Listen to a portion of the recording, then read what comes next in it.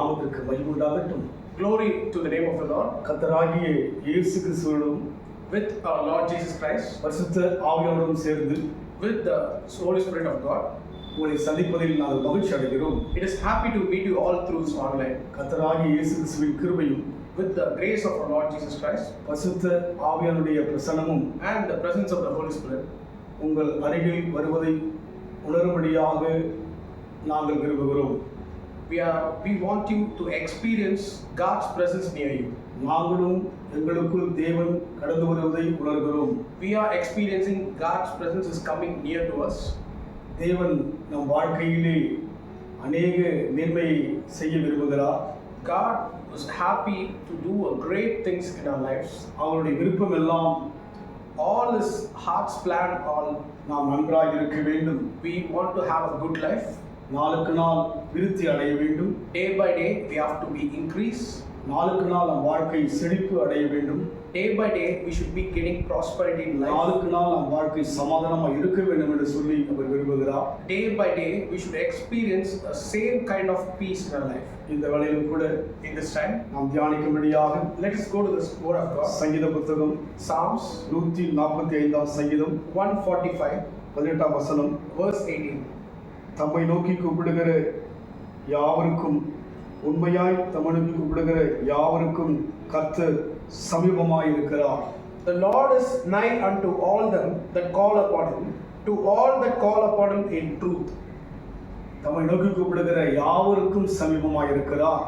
To the people who are calling, all of them. இந்த உலகத்தில் எந்த ஒரு மனுஷனும் தேவனை நோக்கி கூப்பிடும்போது அவர் கேட்கிறவராய் இருக்கிறார். In this world, whoever is ever can call to God, He will listen. இந்த உலகத்தில் ஜெபத்தை கேட்கிறவர் அவர் ஒருவராகத்தான் இருக்க முடியும். He is the one who hears prayer from all people. ஏனென்றால் வேதத்தில் அவருக்கு சொல்லப்படுகிறது, Because as the word of God says, ஜெபத்தை கேட்கிறவரே He is the one who hears our prayers. மாம்சமான யாவரும் உம்மிடத்தில் வருவார் என்று சொல்லி, He is the one who hears the prayers of the flesh.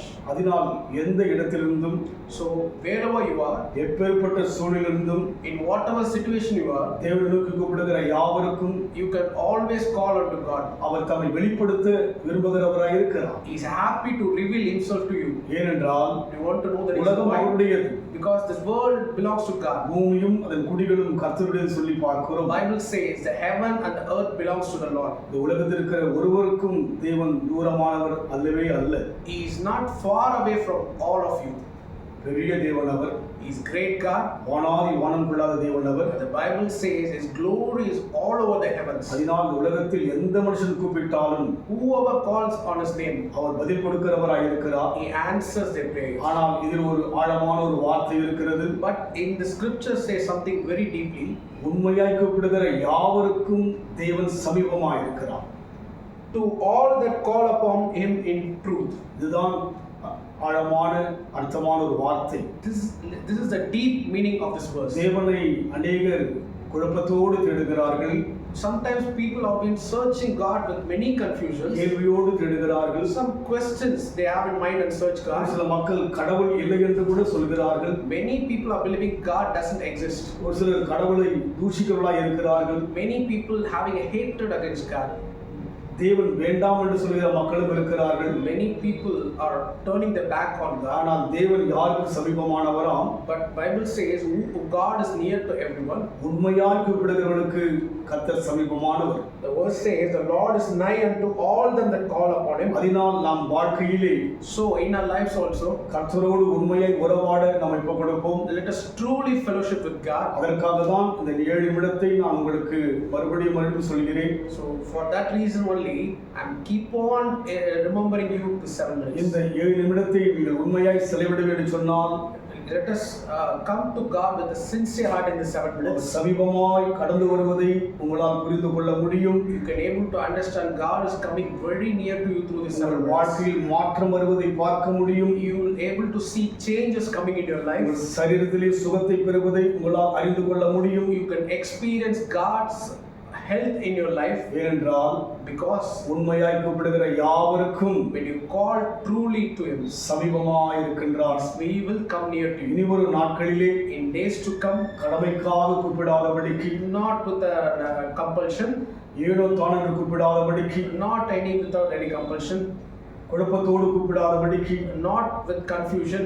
உண்மையாய் கூப்பிடுவோம். Let us call God truly. அதன் மகிமையை பார்க்க போகிறோம். So we are going to experience God's glory in our life. அதன் கிருபையை பார்க்க போகிறோம். We are going to experience God's grace in our life. அவருடைய அன்பை பார்க்க போகிறோம். We are going to enjoy God's love in our our life. சமீபமாய் கடந்து வருவார். He will come near to you. உங்கள் குடும்பத்தில் ஒரு நபராய் இருப்பார். He will be a family member like தாவீது us. வாழ்க்கையிலே As we see in the life of David, அவன் ஆடுகளை மேய்க்கின்றபடியினாலே, he has been a shepherd boy. ஆடுகளோடு இணைந்து வாழ்ந்தபடியினாலே, He's been living life like a shepherd boy. கர்த்தரை மெய்ப்பராக சொல்கிறார். He says, the Lord is my shepherd. அதுபோல் இன்றைக்கு நம் வாழ்க்கையில் கூட So in our lives also, கர்த்தர் உங்களோடு கூட இருக்க விரும்புகிறார். God wants to come to your life. உண்மையை கூப்பிடுகிற அனுபவத்தில் போவோம். Let's go with the sincere heart. ஜெபிக்கப்படியே ஒப்புக் கொடுப்போம். Let us pray. அன்பின் ஆண்டவரே, Heavenly Father, நாங்கள் உண்மையாய் கூப்பிட ஆரம்பித்து விட்டோம். we are happy to search you with the கூப்பிடுகின்ற whole heart. வேளையிலே When we call unto you, நீ சமீபமாக வருவதை நான் உணரப் போகிறோம். we are going to experience your presence near us. இப்போதே நான் உண்மையாய் கூப்பிடுகிறேன். Lord, I'm calling you with the இப்போதே sincere உண்மையாய் heart. கூப்பிடுகிறேன். Lord, I'm calling you with the இந்த 7 truthful heart. நிமிடம் எனக்காய் கொடுக்கப்பட்டது நான் விசுவாசிக்கின்றேன். I am believing this 7 minutes God has given it for me. ஒவ்வொரு நாளும் இந்த 7 நிமிடத்தோடு கூட என் வாழ்க்கையை நான் ஆண்டவரே ஆரம்பிக்க போகிறேன். Lord, I'm going to start from this 7 minutes. அநேக நேரங்களை எங்களுக்கு கொடுத்து, You have given lots of time, ஆனாலும் என் நேரங்களை வீணாக்கி விட்டோம். but we wasted many days. ஆனால் இப்போது 7 நிமிடம் மாத்திரம் கொடுத்திருக்கிறேன். But Lord, you have given us this 7 minutes. வீணாக்காதபடிக்கு We are not going to waste it. உண்மையாய் கூப்பிட்டு We are going to call on பதிலை truly. பெற்றுக்கொள்ள போகிறோம். We are going to receive answers from பதிலை you. பெற்றுக்கொள்ள போகிறோம். We are going to receive answers from சுகத்தை you. பெற்றுக்கொள்ள We are போகிறோம். going to receive healing from you. நன்மையை பெற்றுக்கொள்ள We are போகிறோம். going to get good things from you. அற்புதங்களை பெற்றுக்கொள்ள We are going to போகிறோம். receive miracle from you. ஆரம்பித்து விட்டோம் ஐயா. We are experiencing இதுவரைக்கும் it. கலங்கினோம். Lord, till now we have been confused. இதுவரைக்கும் குழம்பினோம். We have been confused, Lord. இதுவரைக்கும் ஆண்டவரே தூரமாய் இருப்பது போல யோசித்தோம். Lord, we think that we are far away from you. இல்லை ஆண்டவரே, No, Lord. இந்த வேலையும் கூட In this time also, வேதத்தின் மூலமாய் விளக்கினபடினா through this word you இனி explain உண்மையாக us. கூப்பிடுவேன். We are going to call you with சமீபமாய் the truth. வந்திருப்பதற்காய் ஸ்தோத்திரம். Thank you, Lord, for coming near to us. Thank you, Lord. ஆண்டவர் கூட இருப்பதற்காய் நன்றி. Thank you, Lord, you are being with us. ஆசீர்வதிப்பீராக. Bless us, Lord. இயேசுவின் நாமத்தில் பிதாவே. In Jesus' name we pray. கர்த்தருடைய ஆசீர்வதிப்பாராக. God bless you.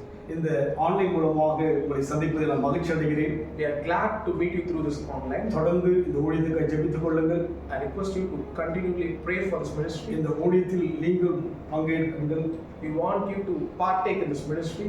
இதன் மூலமாக நீங்கள் ஆசீர்வதிக்கப்படுவீர்கள். Through this, you will be blessed. நீ அனைவருக்கு சொல்லுங்கள். Share this to many people. நிச்சயமாய் கர்த்தர் உங்களை ஆசீர்வதிக்கவே ஆசீர்வதிப்பார். Surely the Lord will bless you. உங்களுக்காக நாங்கள் தொடர்ந்து ஜெபிக்கின்றோம். We are happy to pray for you all. இந்த ஊழியத்துக்காக நீங்களும் ஜெபித்துக் கொள்ளுங்கள். Let us all pray for this ministry also. கர்த்தருடைய ஆசீர்வதிப்பார். God bless you. Do subscribe, share and like this. Thank you.